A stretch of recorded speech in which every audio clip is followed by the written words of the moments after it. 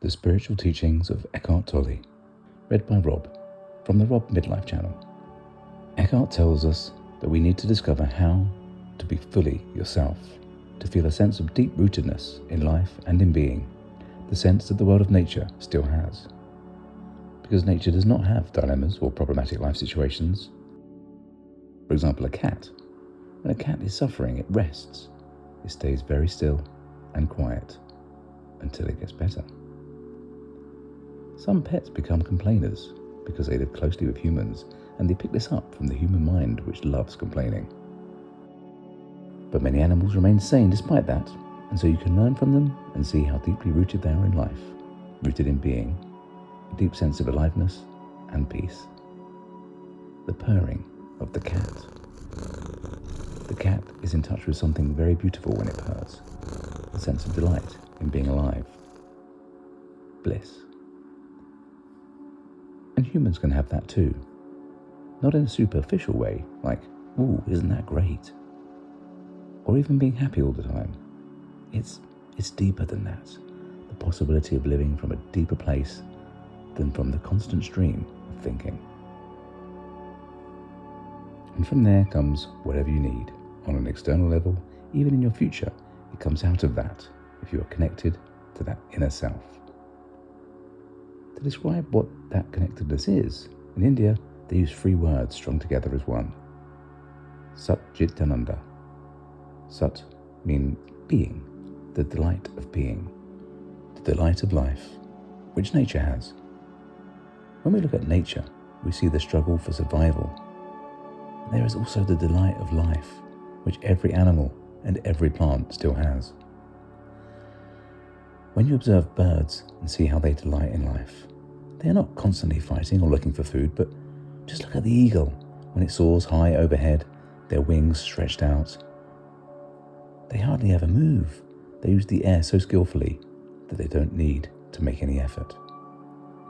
They can fly for 20 minutes without moving their wings.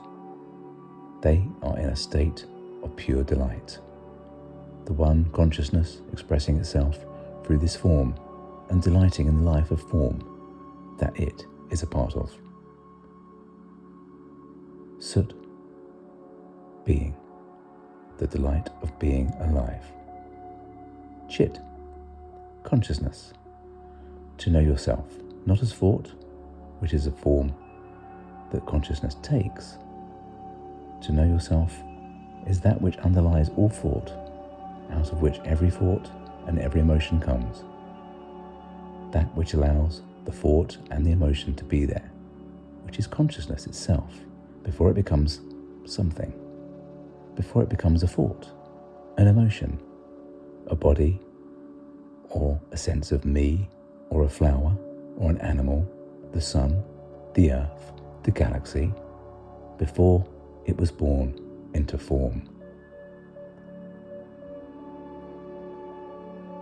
The moment prior to what scientists call the Big Bang, before the birth of form, scientists are puzzled. It all started with the Big Bang, but what was there before that? If there was nothing, where did it all come from? If you start thinking about it, it will drive you crazy. How did the whole universe come out of nothing, if there was nothing? Out of complete, empty space. That which was there before the Big Bang, out of which the entire universe arose, was never lost and still dwells in each form as the innermost essence of that form. The Buddhists call that emptiness. Form is emptiness, emptiness is form, and that is in you. That is the dimension that is unconditioned, timeless, eternal. Consciousness itself.